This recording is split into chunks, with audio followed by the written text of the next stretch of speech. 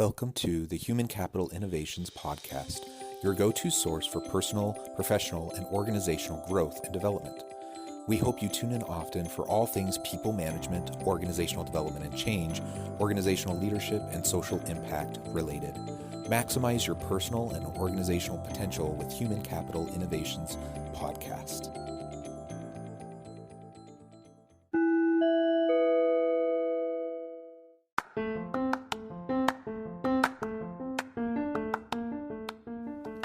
Welcome to the Human Capital Innovations Podcast. In this HCI podcast episode, I talk with Jack Mardak about how HR leaders can address changing employee expectations in a distributed world.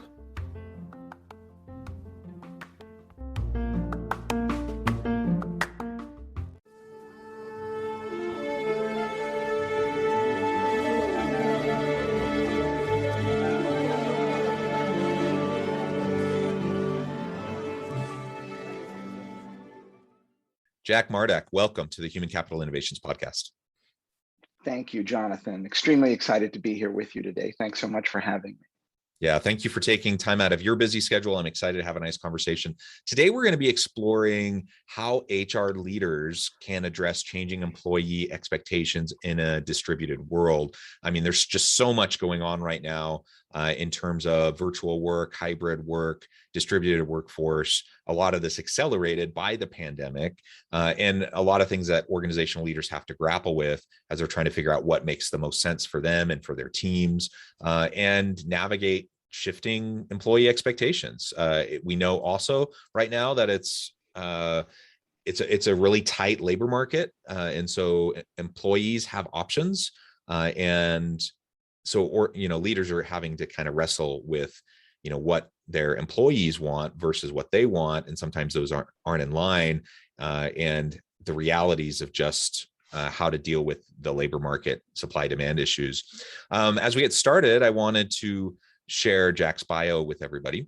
Jack Mardak is deeply inspired by the power of software to change the world and make it a better place. He's been very lucky to get to work alongside some incredibly talented folks and to have had a modest hand in several exceptional outcomes. Jack is presently co-founder at Oyster and working on removing the barriers of global employment. Oyster is the HR platform for globally distributed companies, and their mission is to remove the barriers between talented people and great full-time jobs at a global scale. They believe it should be easy for any company to hire any person, no matter where either is located in the world. And I think that is awesome, a very much needed service, and definitely something that I'm excited to explore with you today. Before we really launch on into the conversation, anything else you would like to share with listeners by way of background or personal context? Thank you for the kind introduction, John. I think you covered it well. You explained what Oyster is. We are the purpose-built HR platform for globally distributed companies. And our mission is to create a more equal world by allowing companies everywhere to hire people anywhere, as we believe that there's a tremendous opportunity here for positive impact in the world as well. And we're very excited about that. Yeah, absolutely. And again, given the pandemic, I mean, we already saw a trajectory towards increasing virtual work and increasing distributed workforce. That just got accelerated due to the pandemic and people working, really anywhere they wanted to, and almost overnight, the flip of a switch, teams going virtual. And we've also seen this trajectory of the rise of the gig economy, and there's other platforms out there that help organizations line up to rent talent, to get gig workers to come in, in different functional areas and areas of expertise. And so those have been around for a while. What we really do need, though, is, if I'm based here just south of Salt Lake City in Utah, if I'm a global company, what's keeping me from hiring the best talent from anywhere in the world, especially if my team has already gone remote? Why does it matter whether they live in Utah, in California, New York, in India, China, wherever? It doesn't matter. And I think more and more organizations are recognizing that, realizing it. Of course, distributed workforce does come with its own set of challenges and obstacles, but having platforms like yours out there to help line those things up for organizations and employees, it's a wonderful thing. So let's start by talking about some of those challenges. What do you see as some of the biggest roadblocks, the biggest challenges facing distributed teams, and how are you and your team at Oyster trying to address those? Sure. Well, the main theme here is that functioning as a distributed company, a company that doesn't rely on offices, is only possibly successful if undertaken in an extremely thoughtful and deliberate way. One of the themes that has emerged as a result of the pandemic is what I'm calling the exposure of the lack of ownership of the employment experience, right? And so, if you'd ask someone who owns sort of the experience that you're having as an employee, is it facilities because they've given you the floor space, your cubicle? Is it IT because they've furnished you with a laptop and given that comes installed with a number of collaboration tools? And so yank the rug out from under that office-based experience, and it was very clearly exposed that really no one is purposefully owning this. And so one of the findings of a future of HR report that we recently published together with 451 Research is that HR is now firmly going to emerge as the owner and, excitingly, the designer of how people work. And so whether that is an office-based choice or whether that is a hybrid scenario, or whether that is fully distributed, knowing that in each form, what we now need is very purposeful and deliberate design, right? So under that framework, the challenges of distributed work, of fully distributed organizations who have no offices to rely on, begin with a purposeful design of how that company wants to work. And so we've set down that path ourselves at Oyster. We started down this path before the pandemic. We were very inspired by the success of some of the pioneers of remote working, GitLab, Automatic, Buffer, a host of others who've been saying, this is amazing, there are benefits here that y'all are not appreciating from your perspective. So we were very much bought into that. And so the journey for us began with installing a head of remote.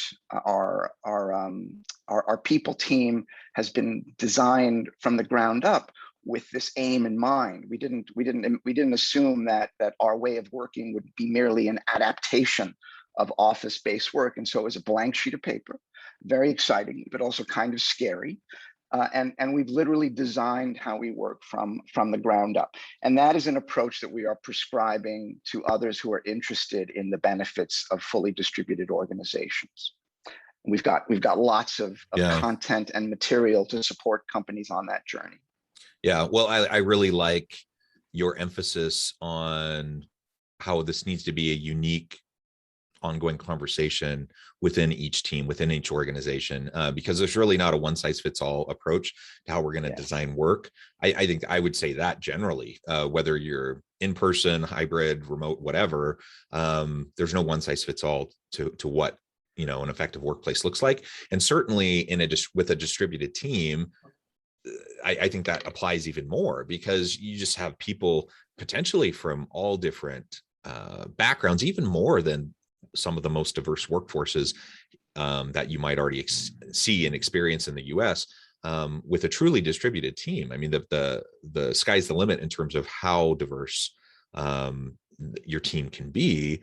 And so it's so much just depends on the makeup of the team and what your core values are and what your core mission is, what your objectives are and what you're trying to accomplish. And so I mean, that probably sounds like a no-brainer. Like, yeah, of course you need to tailor this and make it unique to each organization. What's really interesting is if you think about the way, and let's focus on knowledge work, right? Because obviously flipping burgers or being a security guard in front of a door is less transformed by all of this. And so we know that what we're talking about here is knowledge work.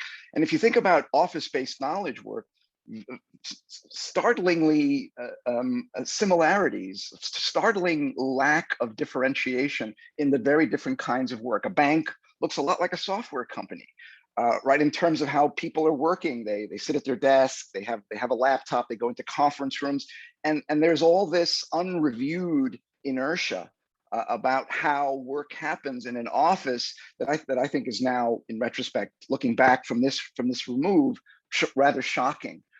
Contrast that with what I now think will be the much more purposeful building, designing of how a company works in alignment with what they're working on. And I think that's not a way of thinking that has been in organizations up until now. So that's really exciting. Well, yeah, I mean, there's just, like you said, there's been so much inertia that nobody's really been challenging the norms and the tradition of what we do and how we do it, right? We just continue to do it the way. Why? Yes. Because we've always done it that way. Well, now for, you know, this disruptive period over the course of the pandemic has given us an opportunity to step back and to really just rethink things. And so many of the things that we did traditionally were just stupid. Maybe they served they had a value and served a point at one point in time, but in the modern age, they just aren't necessary anymore. And so for the first time for many people, I think this is an opportunity to really rethink that. So I completely agree. I think that's really, really important. So you also talk about this value shift. Yes. The value shift as a result of the pandemic. Can you talk a little bit more about that? Maybe provide a couple examples, what we're seeing in terms of the value shift of organizations and individuals. Totally.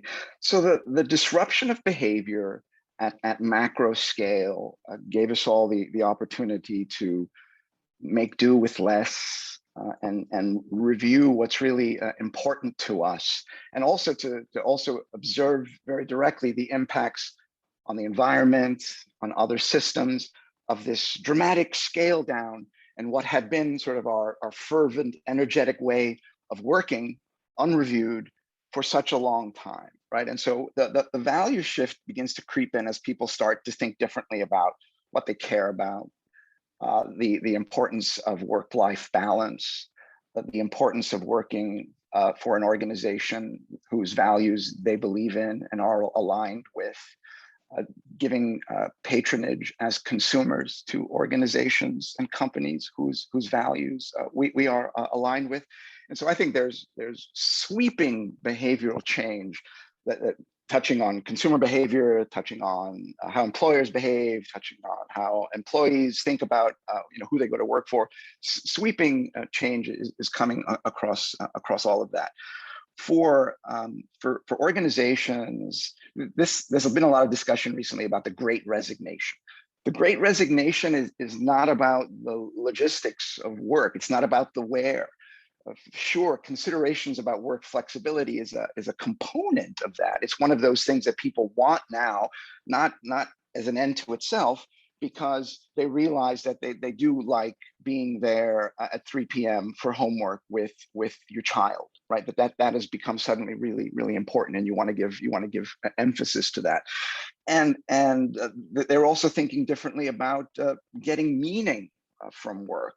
And that is what's driving, I think, everyone thinking it's like, screw this. I'm fed up with not feeling the way that I realize I can feel about the things that I give my day to, including your employment. And I think that's very important for employers to absorb and to digest.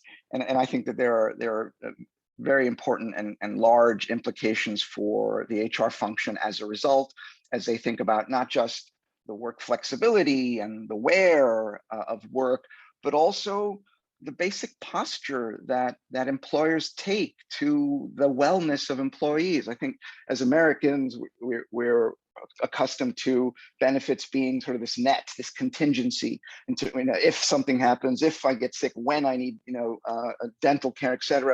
And I think that's going to change now into a more active, continuous way of thinking about the wellness of your employees, checking in, engagement being much more important, providing access to resources like mental health professionals, for example, as a part of the benefits packages and perks packages that employers are putting together.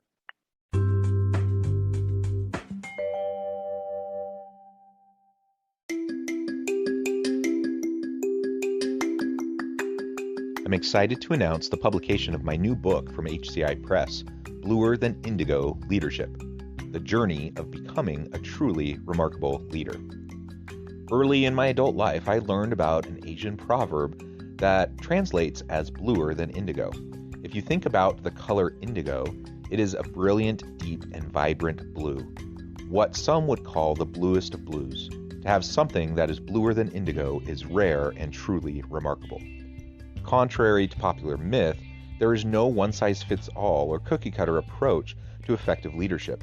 There's no silver bullet, no secret sauce, no go-to model that will solve all of our problems. The truth is, great leaders have all had their unique strengths and flaws, and have all had to discover and then pave their own distinctive path in their life's journey to fulfill their leadership potential. Bluer Than Indigo Leadership will help you discover your own path and explore those ordinary, everyday actions that will help you respond to an uncertain future and produce extraordinary results for individuals, teams, and organizations.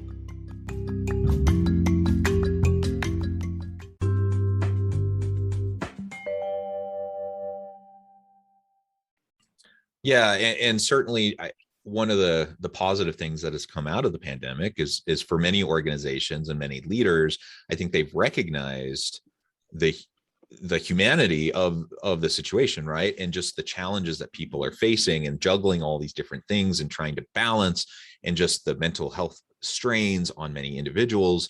I've seen so many leaders really step up to the plate to try to do those check-ins and to help people know that they're supported and that they're cared about. And that's really important. And I agree. I think in time that will just become more and more the norm, more and more the expectation of what it means to be a good, effective leader, and to manage your team and to care for and take care of your people.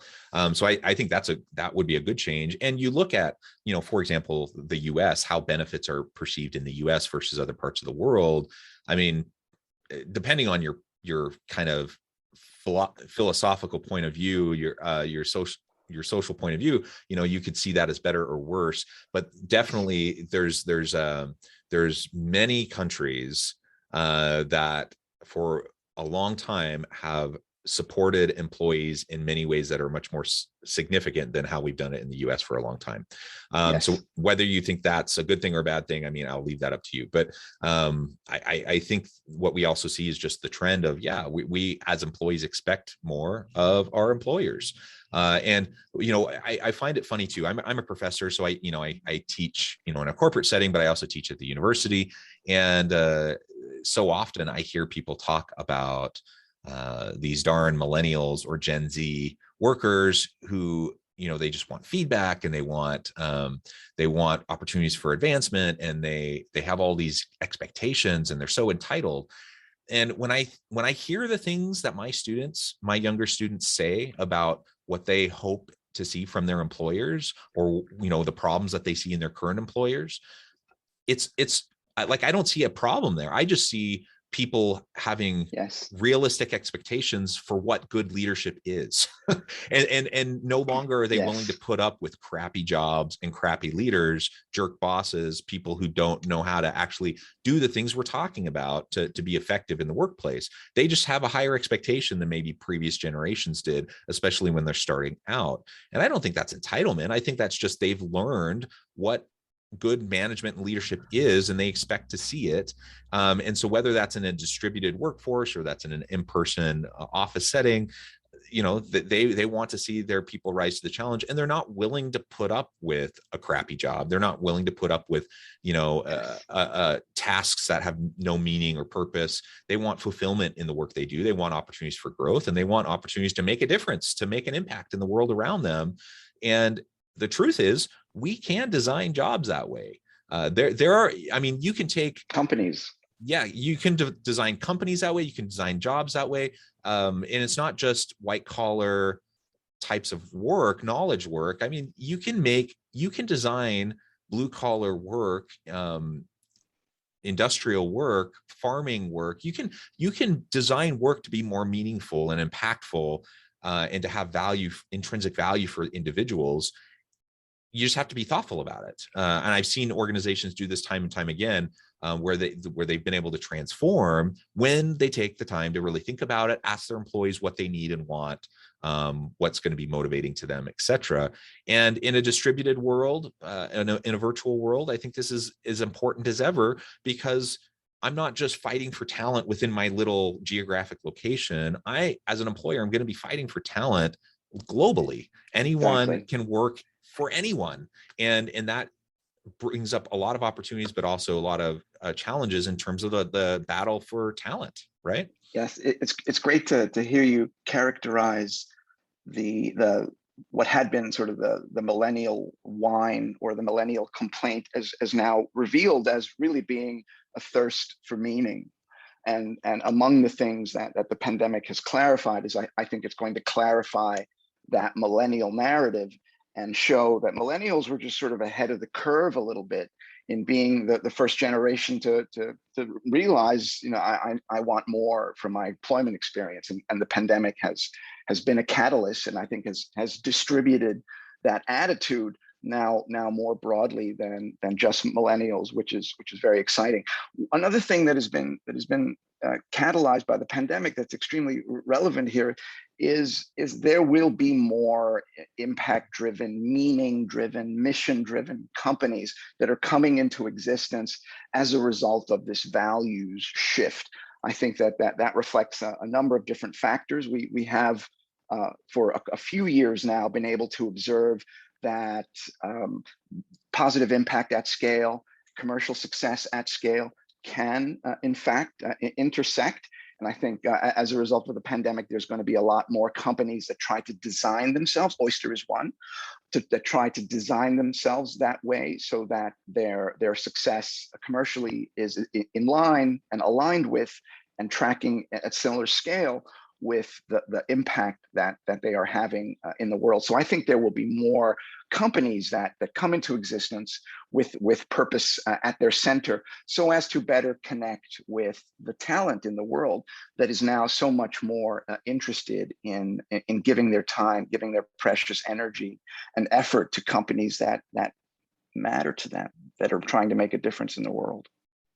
Yeah, and again, I mean, this isn't new. Nothing we're saying is like earth-shattering, like nobody's ever Yes, talked about it it's the before. acceleration. It's Yes. acceleration. I've been doing research in this area for about a decade and a half, and I've seen, very clear, persistent desire from employees for decades, based on social science research, survey research, and such, that meaning, purpose, fulfillment, the desire that your work has impact in the world around you. Like, that's been a really important factor for people for generations. But it's just become more and more salient and more of an expectation, as we've come into recent years.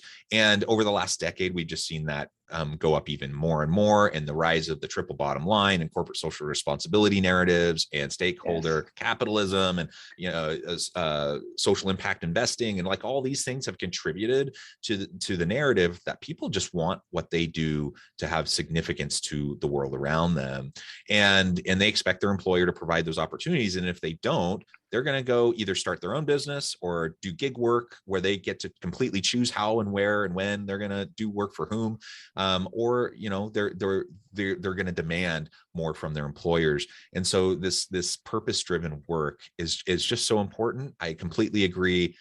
It's not new. We've just seen the trend accelerating in recent years, and it's going to continue as we move forward. And so I suppose this kind of gets me into my last question for today, which is, what are the must-have benefits that the new generation of knowledge workers are looking for? Clearly, they want flexibility. Clearly, they want purpose-driven work.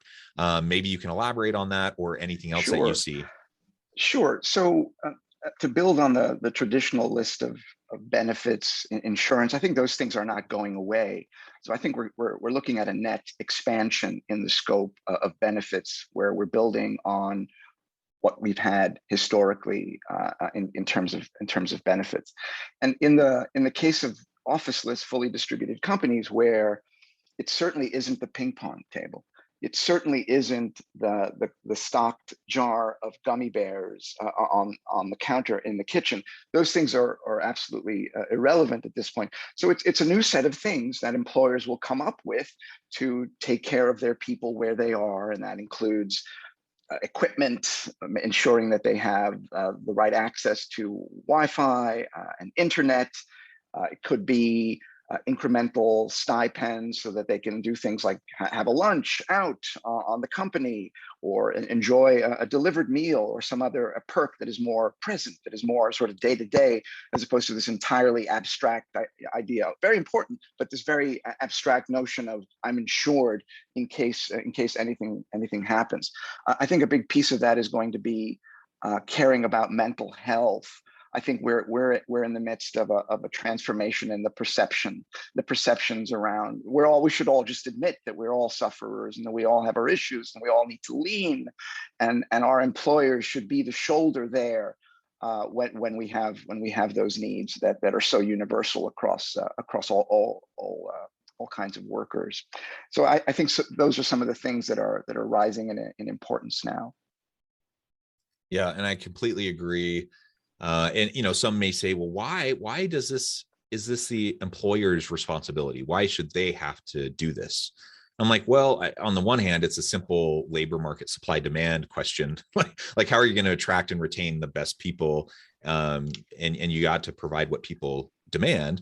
But it's also the human case of it all. And just more and more, I think, leaders and employees alike recognizing that, yeah, this is important for everybody. And this is about the value of human capital, and its full realization. Exactly. And so we can't look past this. We can't just say, well, this isn't our responsibility, they should do that. Companies need to step up to the plate. Well, Jack, it has just been a real pleasure. I imagine we could go on and on and on because there's so much we could unpack here, but I need to let you get on with your busy day. So before we wrap up for today, and you're welcome back anytime, please feel free to join me again. But before we wrap up for today, any final word, and just let people know how they can get connected with you and your team. Sure. So I'll give shout outs to two cohorts, if you will. To prospective impact entrepreneurs, I would say be inspired. There's never been a more opportune moment to create a company that is about making a difference in the world. There are a number of factors in your favor now. The democratization of access to talent and capital, impact investment as a source of capital is ready and smart now, and knows how to recognize businesses that have that potential. And so I would encourage them to pursue that.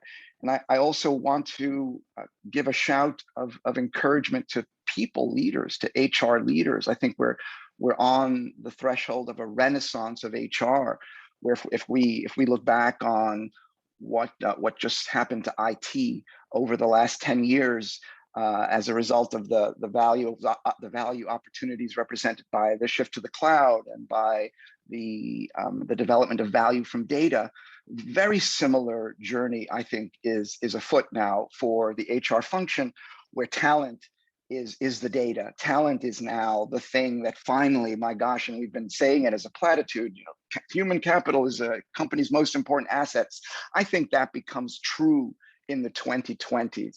And I think it is HR that leads that charge. And so I would say be encouraged, be very inspired. Please visit us at oysterhr.com. We have lots of inspirational and educational and insight-filled content aimed at exactly that transformation narrative for HR. So I would encourage you to check that stuff out. And as far as being in touch with me, I'm Jack at Oyster HR, happy to engage. You can ping me as well on LinkedIn. And this was a total pleasure, Jonathan. Thank you so much. Thank you, Jack. It has been a pleasure. I encourage listeners to reach out, get connected, find out more about Oyster, connect with Jack, find out what he and his team can do for you. And as always, I hope everyone can stay healthy and safe, that you can find meaning and purpose at work each and every day. And I hope you all have a great week.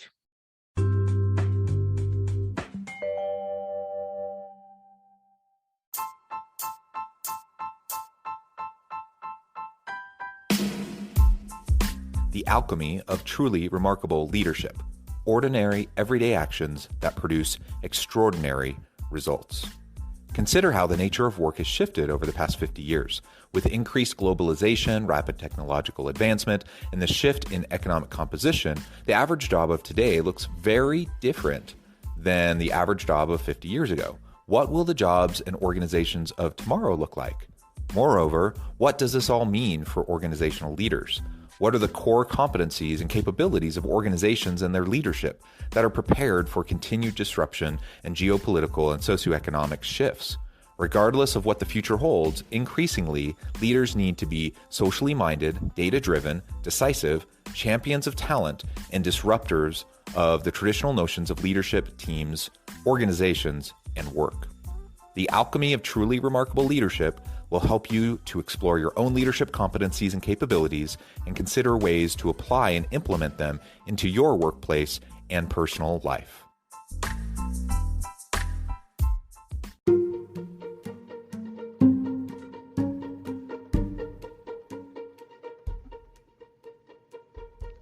Check out Human Capital Innovations magazine, Human Capital Leadership.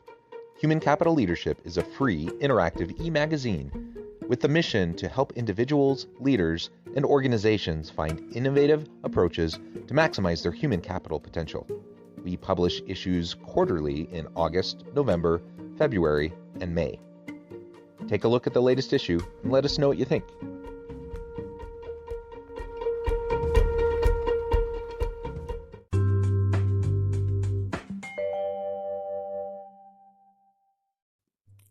Thanks again for joining us for this episode of the Human Capital Innovations Podcast. I hope you stay healthy and safe and that you have a great week.